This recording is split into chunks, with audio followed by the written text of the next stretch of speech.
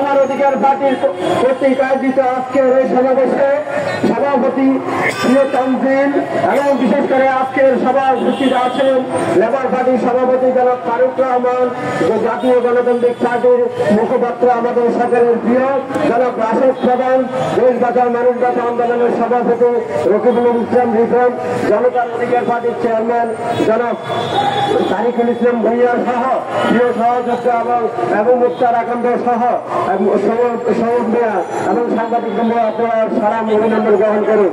প্রিয় বন্ধুরা আমার, আমরা অনেক সভা সেমিনার এবং সিম্পোজিয়াম করেছি এই পুলিশি রাষ্ট্রকে উপেক্ষা করে বা দুষ্কৃতিকারীদের উপেক্ষা করে। আপনারা দেখেছেন বিগত সময় আমরা 17 বছর আন্দোলন সংগ্রাম করেছি।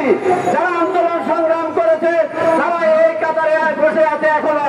আমরা ভেবেছিলাম আমরা আর আন্দোলন সংগ্রাম করতে হবে না, ওই গোসিনী বেগম এবং শেখ হাসিনা মুখোশধারী এই তারা আজকে বাংলাদেশকে অস্থিতিশীল পরিস্থিতি সৃষ্টি করার জন্য তারা বিভিন্ন ভাবে ফিরিয়ে বাংলাদেশের সাম্প্রদায়িক কার্যক্রম চালিয়ে যাচ্ছে।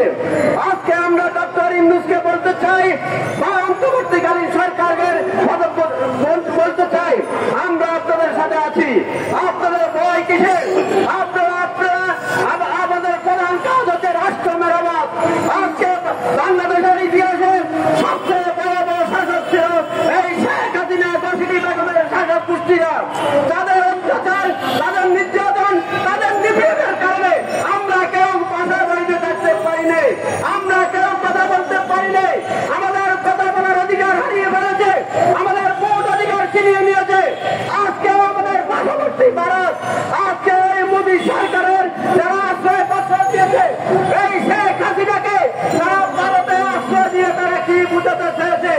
বাংলাদেশে বিশ্বে আরো অনেকটি রাষ্ট্র আছে, তারা তো ওই শেখ হাসিনার মতো অপশাসনকারী মিথ্যাবাদী প্রতারক এবং দুর্নীতিবাদকে আশ্রয় করতে দেয়। কিন্তু মোদী যেমন নাও তেমন কদু আমি মনে করি।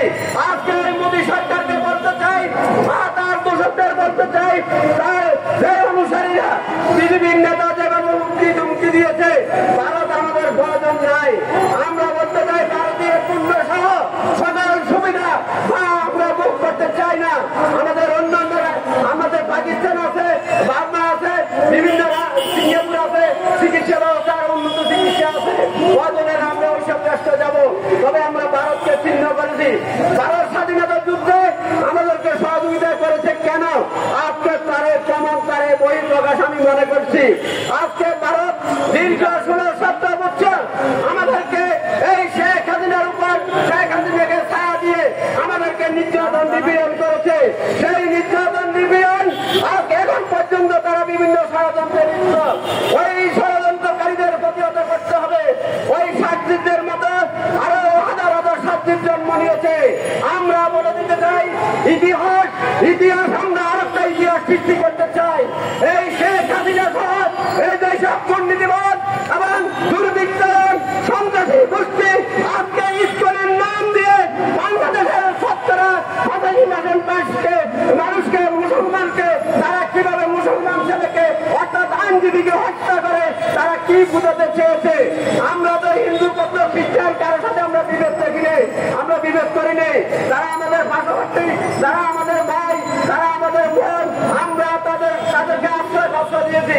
অথচ গতানুগতিক ভাবে তার সংখ্যাগরিষ্ঠতার দিকে তারা কিভাবে এই ইস্কনের নামে একটি সন্ত্রাসী আন্তর্জাতিক সংগঠন বাংলাদেশের মানুষকে নির্যাতনে মেতে উঠেছে, হত্যায় মেতে উঠেছে। সেদিনকে ইতিহাস এই উদীয়মান তরুণ আইনজীবীকে কিভাবে হত্যা করেছে, কিভাবে জবাই করেছে তার রাত্রে বিভৎস ছবি আমরা দেখে আমরা নিজে আমের নাপিত হয়ে গেছি। এবং আমাদের শরীরে রক্ত থাকা অবস্থায় যে পর্যন্ত আমরা যখন বুক পাতে দিয়েছি 17-18 বছর এই শেখ হাসিনাকে পালিয়ে দেওয়া এই শেখ হাসিনা বা তার নেতৃত্বে কিভাবে আওয়ামী লীগ আবার সংগঠিত হওয়ার জন্য চেষ্টা করেছে, তাদের কি লজ্জা শরম নাই? ওই ওবায়দুল কাদের রাতার বা হাসান মাহমুদরা বলেছে যে খেলা হবে, ওই খেলার কোথায়? আমরা তো মাঠ ক্লিয়ার করে রাখছি, আসুন আমরা খেলবো।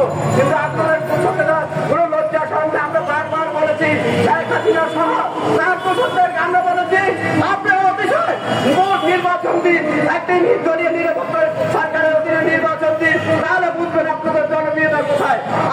পুলিশ বাহিনী কোথায় বিভিন্ন বাহিনীকে রাষ্ট্রীয় বাহিনীকে ব্যবহার করে বাংলাদেশের মানুষকে যেভাবে নির্যাতন নিপীড়ন করেছে। আজকে আমরা নির্যাতন নিপীড়ন করবো না, আমরা ভালোবাসা দিব, আমরা আবেগ দিব, আমরা শক্তি সাহস দিব। আসুন বাংলাদেশকে দিনের মাঠে আপনাদের সহযোগিতা কামনা করছি।